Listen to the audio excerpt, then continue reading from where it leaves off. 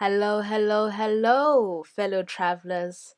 Welcome back to the Pilladi Present South Africa podcast, which is a podcast that follows my tour of South Africa as a local, and it particularly focuses on cultural heritage tourism in South Africa.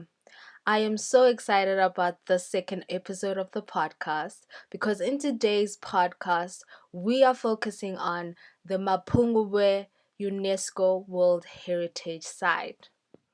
I'm so excited about this site because I thought about it. I thought like, what would be the first destination that I would talk about in this podcast, following the first episode where I had introduced what the podcast would be about, and Mapungubwe was just that one at the top of my mind.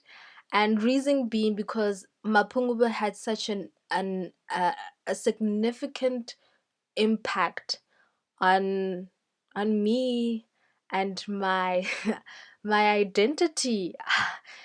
I believe that or visiting that destination is what really catapulted me into this journey that I'm in being interested in my African heritage, my ancient African heritage, and trying to understand where I come from, where my people come from, who my people come from, and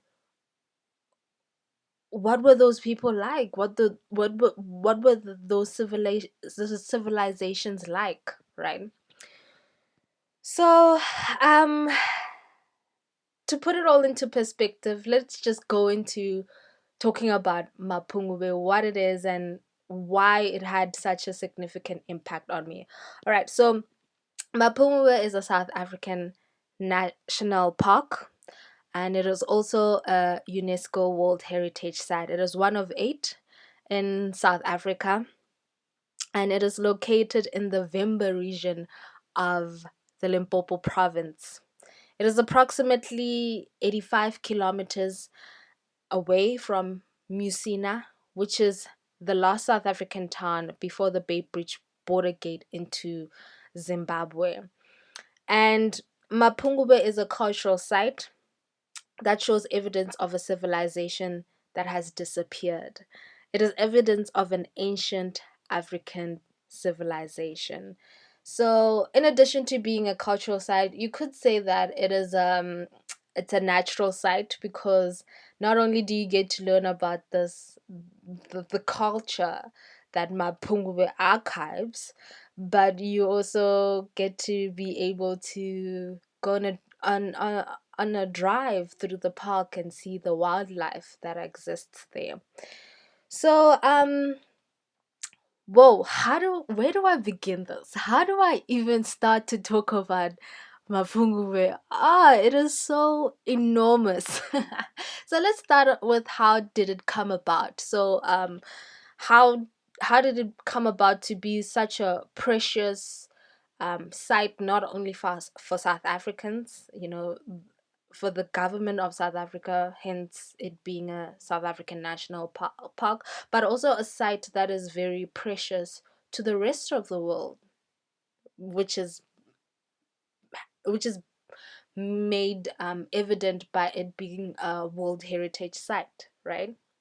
So, before Mapungubwe became what it is today, this admiration of the world, it was first a farm. It was a farm called Greefswald Farm. So it was an Afrikaans farm, or a farm owned by Afrikaners. And on the last day of 1932, a farmer with his son and three friends climbed up the steep hill of Mapungubwe. And the reason why they climbed up this hill, it is because the local Africans in that area held this hill in awe. Like they were awe in it. They would talk about how their ancestors are up there, or how their their gods are up there, right? Which should make sense because in African culture, when a person passes on and moves on into the afterlife, they are considered to be one of the gods. They re ba bitsa badimo, which means the gods, right? So it makes a lot of sense. So these these farmers, um this farmer and his friends and his son, when they got to the top of the hill, they discovered evidence of human burials, along with other remains that included remains of dry stone walls, iron tools, fragments of pottery, and intact pots half buried in the sand. They also found fragments of beaten gold, copper wire, and bangles and glass beads. And 11 human burials were excavated at the top of this hill. And within those graves, they found golden objects, right? Which is what Mapungubwe is now famous for. These golden objects, which include a bowl, a small rhinoceros, the most famous one. I think if you were to Google Mapungubwe and you went to Google Images, I think that is one of the first few images that you'd see, the image of the golden rhino, which is made out of a thin sheet of gold. Along with these objects, they also found lengths of gold wire, therefore wire that has been made out of gold, and hundreds of small ornamental beads. And it is believed that these glass beads, these ornamental glass beads, were obtained from trade with the East Coast, which would be on the Indian Ocean side of the continent. Um, and therefore, it shows that Mapungubwe was a civilization that traded with nations either on the coast, which would be like Mozambique. Mozambique is usually a nation close to where Mapungubwe is, that is on the coast, on the eastern coast of Africa. Or it would also imply that they traded with nations beyond the Indian Oceans, which would be nations in Asia or Australia, the Aboriginal people. But ornamental beads are usually associated with Asia. So it shows that there was some kind of interaction either to Asians or interaction with Asians, or exposure to Asian culture, whether it was through a third party or directly. So this reporting was so significant, it was so major that it went on to go be reported at the University of Pretoria. That is what it's now called. I think at the time it was called the University of the Transvaal. I don't know, but it was the university that is in Pretoria, right? And so when it was reported at the Pretoria University, the university went to the farm and went to go investigate what is this finding. They did an archaeological investigation of the place, and after this investigation, I guess this finding was so legit that the government of the time bought the farm so that they could keep it as a treasure for the nation. And I find that so interesting because this happened in 1933, right? Well, the finding happened in 1932, on the last day of 1932, which would be uh, the 31st of December, I believe. And therefore, uh, 1990, 1933, this would be when all of this. Did I say 1993 earlier on? I'm sorry. If I said 1993, I am so sorry. What I meant was 1933, right? In 1933. So this is when the hoo-ha around this finding would have happened, and this hoo-ha being the university going to go check it out, and the government then buying the place. And I said that I find this interesting because at the time this was a colonial government. This was a government that, it was just before the apartheid government, because apartheid started in 1948. So this would be around colonization. And so, the colonial government didn't think much of African culture, or African history. So for them to go ahead and say, we're gonna preserve this this finding, we're gonna preserve this culture, I find it quite interesting. That is very, very interesting. Um, I've also read that there was controversy around this, because when they were digging this up, um, it is said that the people, the the farmers, the university, and I suppose the government, I don't know, but big name that comes up in this controversy is the Pretoria University. And it is said that they thought that they were digging up this alien civilization, or they were digging up this superior race. I think maybe they believed that it had something to do with them. And then as they continued digging and finding out that, oh, actually, we are digging up an ancient African civilization, which therefore um, nullifies everything that we've said about African people, which would be that they are lazy, that they are primitive, that they've done nothing significant in history, in the history of humanity and civilization, that they are uncivilized.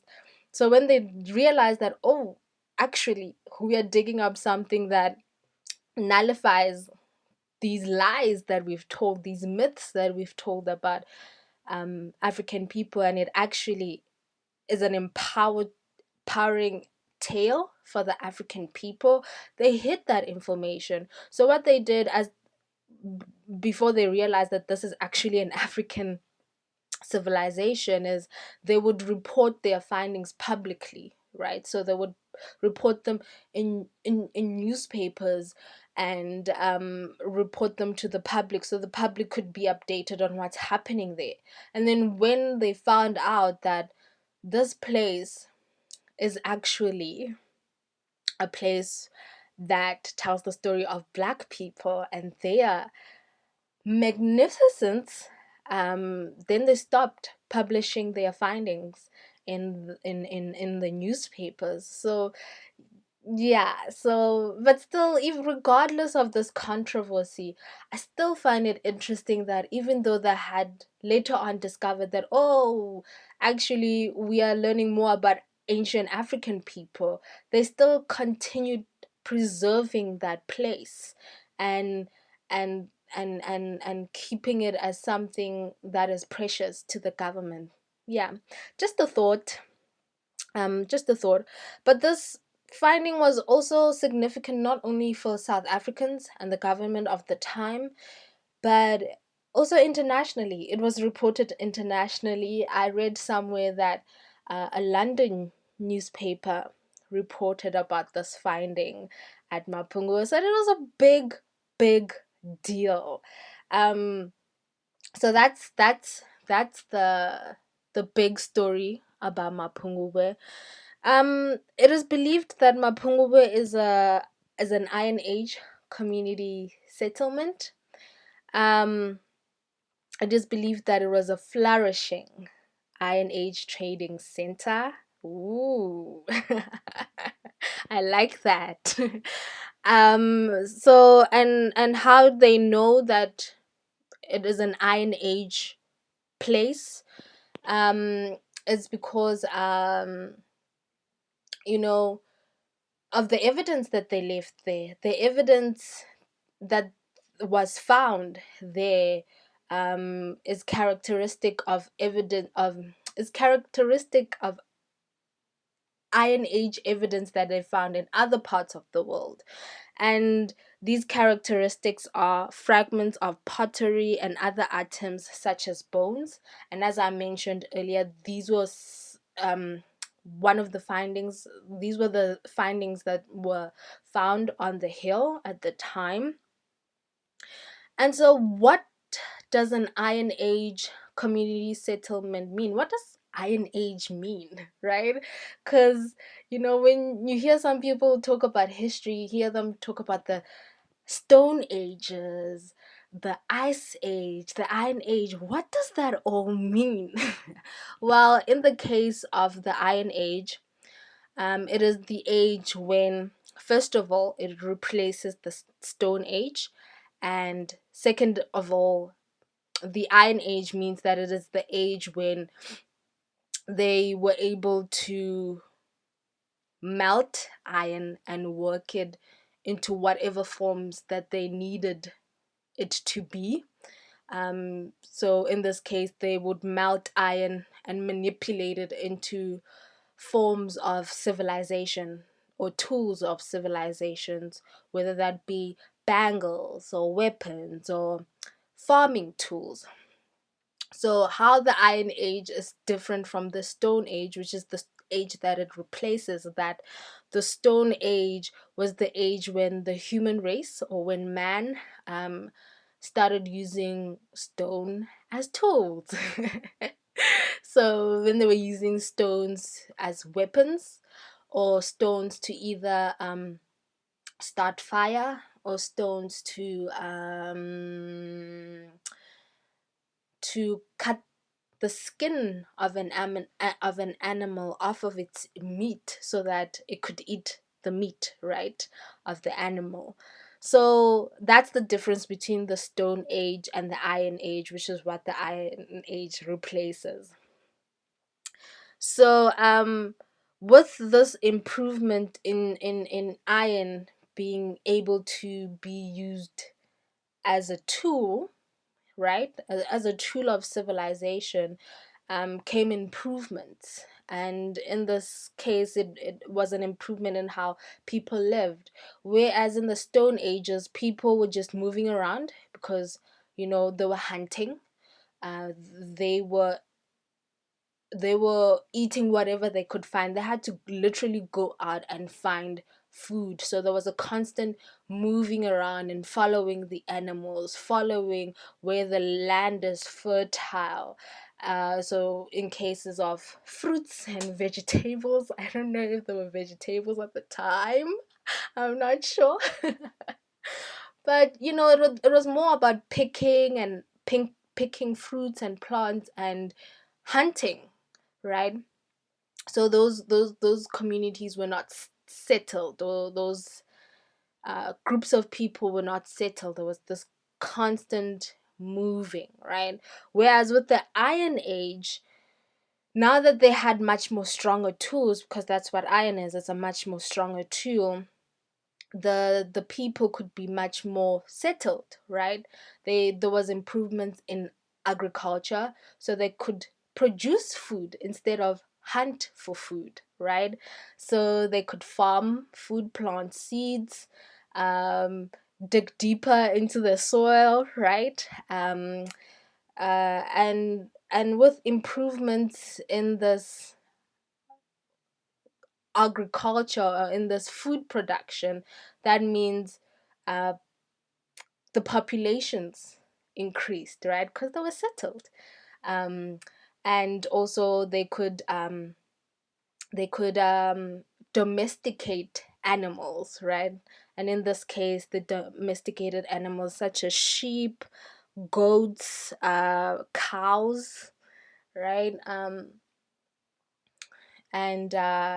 And that's what the economies consisted of, right? So that's the difference between the Iron Age and the Stone Age. And the Iron Age, therefore, was an age of stability, right? This is an age where, uh, because people are settled, they're comfortable, they could get creative, right? They could start now. um there's a quote here that I have that says, people learned how to spin and weave fibers into cloth, to twist and plait ropes, and there was a greater reliance than before on domestic livestock as a source of meat. And the vessels, the pottery that they discovered at Mapungubwe is the impressions left in the pottery shows that the people, they practiced farming, right? The impressions of the grains that were stored in this pottery. And by impressions I mean marks, right? Like, uh when you like scratch something, I don't know, or for example cement, right? When you step into wet cement, the imprint of your foot stays in that cement for as long as that cement exists, right? And so in this case, those impressions were the impressions of the grains that they stored in these potteries that they used. So that's the significance of Mapungubwe. And when you go visit Mapungubwe, there's also this place there. Before, if you're gonna take the heritage tour at Mapungubwe, before they take you up the hill where all these discoveries were made, they take you down to this pit, and at this pit it shows these layers there, these layers of time, right? That shows the time and the length of how long this group of people existed on that land. And you can see pottery, you can see bones, you can see, you know you can see these different things that shows the the progressiveness of these people.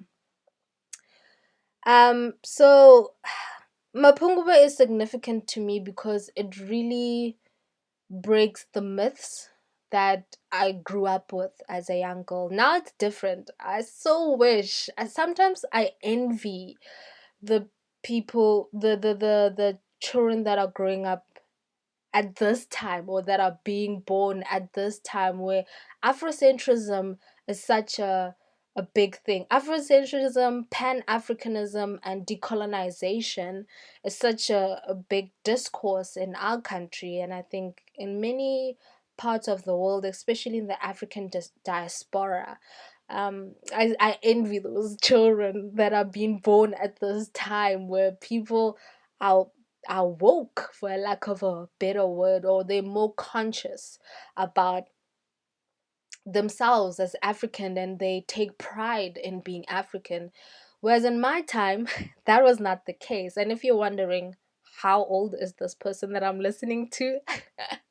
Currently, at this time, I am 29 years old, and I'm gonna turn 30 at the end, or towards the end of the year. So I've lived. So I grew up in the 90s. So the 90s was the time just when apartheid was ending. I was born in 1992, so this was this transitional period from apartheid to democracy. So it was after the time when Nelson Mandela was released from prison, and so there was the negotiations happening.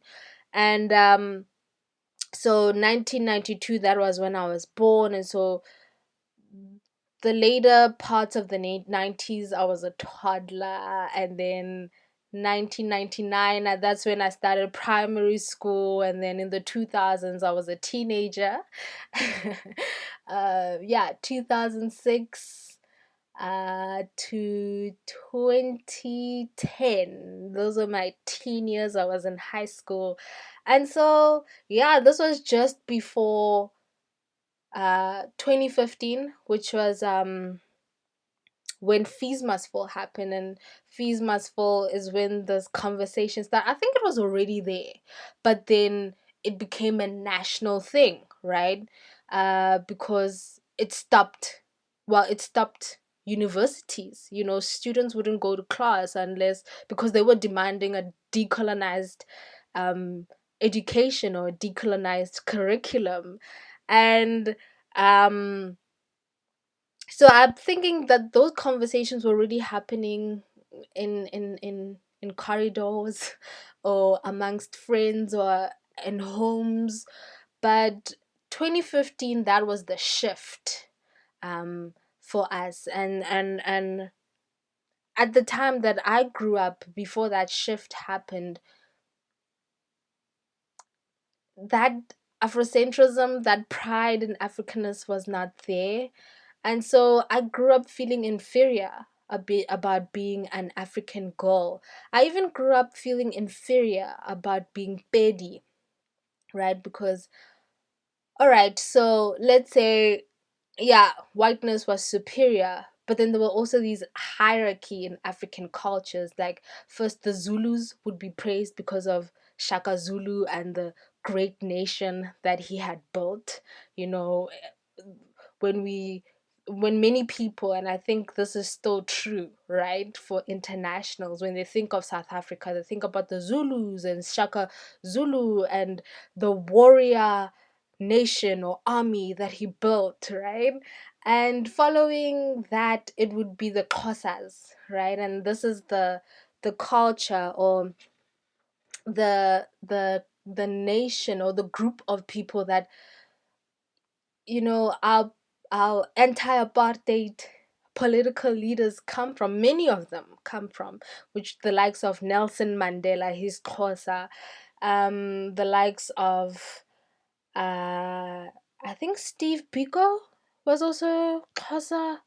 Uh, there were many right now at the top of my head. Winnie Mandela was also Xhosa. So these groups of people were held in high esteem, right? And then following these groups of people, then it was the rest of the people. I mean, also, even to this day, people still make jokes about Pedi people because of our accent, the way we speak. And some women will even make jokes about how they wouldn't date uh, a Pedi man because, sorry, I just need to blow my nose a bit. Oh, okay. So some women would say that they wouldn't date a Betty man just because of how they talk. They wouldn't take them seriously. So such kind of sentiment, right, that might still exist today. It existed a lot back at that time. And so I saw myself in an inferior race. So first of all, I was a black person. And then secondly, I was Betty. Right? So it didn't seem like there was anything significant about who I am. My identity did not seem significant at all. And so I felt very insecure about that. But when I went to Mapungubwe, guys, oh my lord. Those chains, those chains were broken. Those chains fell off of me because Mapungubwe is in the Limpopo province, and the Limpopo province is known for being a place where the Pedis come from, where my people come from. Not only the Pedis, also the vendors, the Tsongas. Um, I think also some Shona people also exist there. So yeah, so to learn about this place that is associated with where I come from, with where my culture and my people, where my language comes from, it was such an empowering thing for me at the time. And it's so funny that it's at the time when Fees Must Fall was happening, right? Um, because when I first visited, well, the only time I visited um Mapungubwe until I still haven't gone back. So this was my only time visiting Mapungubwe. When I first visited it, it was in 2015, December of 2015. And so I find it quite interesting that when this shift was happening, um, I went to this place. And at the time, it had nothing to do with Fees Must Fall. It was just something that my dad decided to do. Maybe he was paying attention to the conversation that was happening with Fizma's phone, so he decided to go to Mapungubwe. Well, for me, that was not the case. My dad just came to me and said, "Hey, let's go on a trip through the country." And the first place we visited was Mapungubwe. And then for me, as I was visiting the place, I was like, "Whoa, why don't I know about this? Why did it take me?" I had just turned 23 at the time. So why did it take 23 years for me to learn about this place, to learn about this history?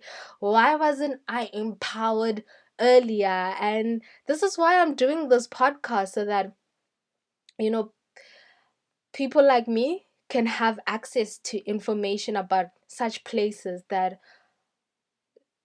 reveal so much about us and our history, and that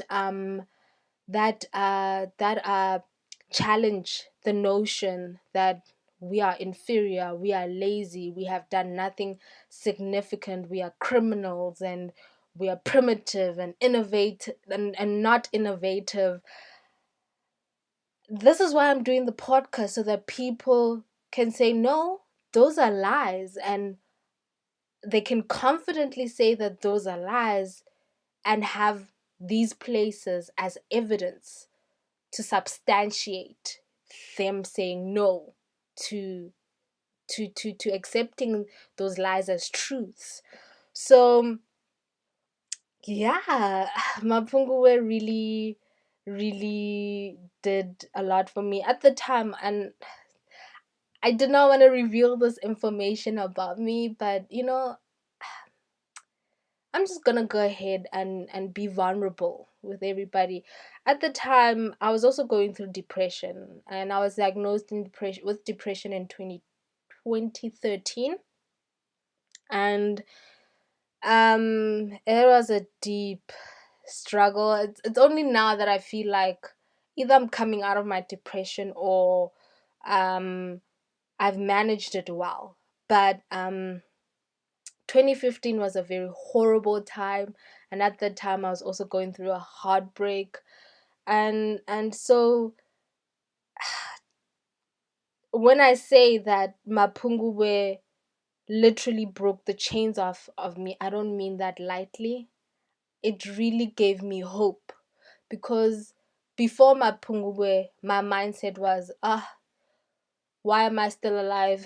Uh, there's nothing to live for. There's nothing to look forward to. I was just looking. The only thing that I was looking forward to is death. Like, I wasn't brave enough to take my own life, but I just, like, my prayer was, just take me away. Like, there's nothing for me on this earth.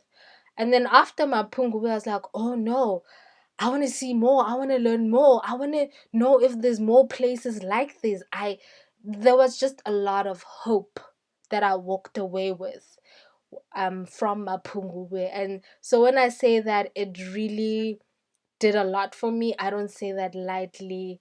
I I mean it. I mean it, because it really changed the rest of my life. Um it really eventually culminated into this podcast. I can go on praising Mapungubwe forever and ever and ever. That's how much it means to me, guys.